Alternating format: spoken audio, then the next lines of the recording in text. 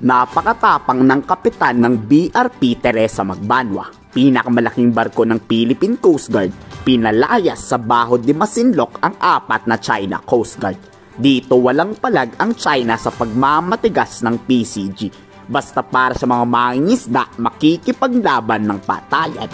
Sobrang nakakataba nga ng puso ang pagtatanggol ng PCG sa mga Pilipino fishermen.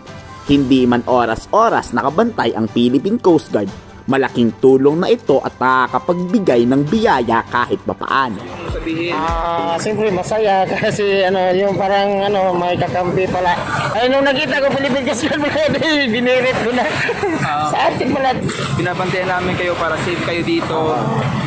Sinecheck namin yung mga kalagayan ninyo. Masaya naman kayo. Masaya sobra. Siyempre bilang may kakampi na yung madaling malapitan. Kung na mangyari, agad-agad nandyan. Sa kwento naman ng China Coast Guard, pinalayas raw ng kanilang mga tauhan na Chinese ang Philippine Coast Guard. Agad namang pinasinungalingan niya ni National Security Spokesperson Jonathan Malaya. Sobrang napakasinungaling talaga. Baka sila ang pinalayas ng PCG. Kara siguro nila matatakot pa rin nila ang Pilipinas. Utos nga ni Defense Secretary Gibo Chodoro, palagan nyo, basta nasa tama kayo. Una-una, walang katotohanan yung sinasabi ng China, no? Again, it's a figment of their imagination. Meron tayong isang Coast Guard vessel, yung BRP Teresa Magbanwa, na nandun ngayon, no?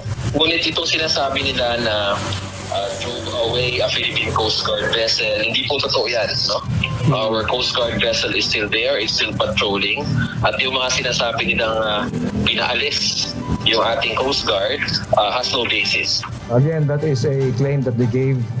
From our end, we just conduct our mandate, interagency, Navy, Coast Guard, the Municipal of Kalayaan. So they may say what they want to say, but we just continue our mandate. Sa kompletong videong inalabas naman ng Philippine Coast Guard, makikita nyo ang tuwa ng mga kababayan nating nabigyan ng kahit papaanong ayuda. Baka sa mukha nila ang saya na nandoon ang presensya ng Philippine Coast Guard.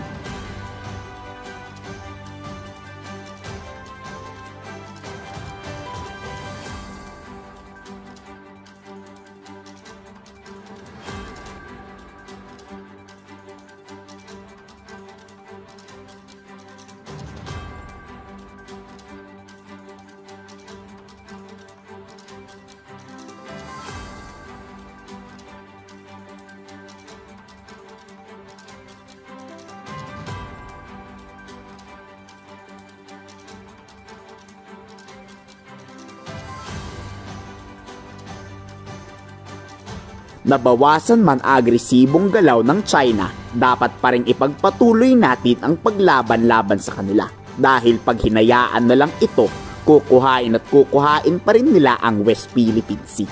Kayo, anong masasabi nyo sa tapang na ipinakita ng PCG? Ikomento sa baba ang inyong saloobin.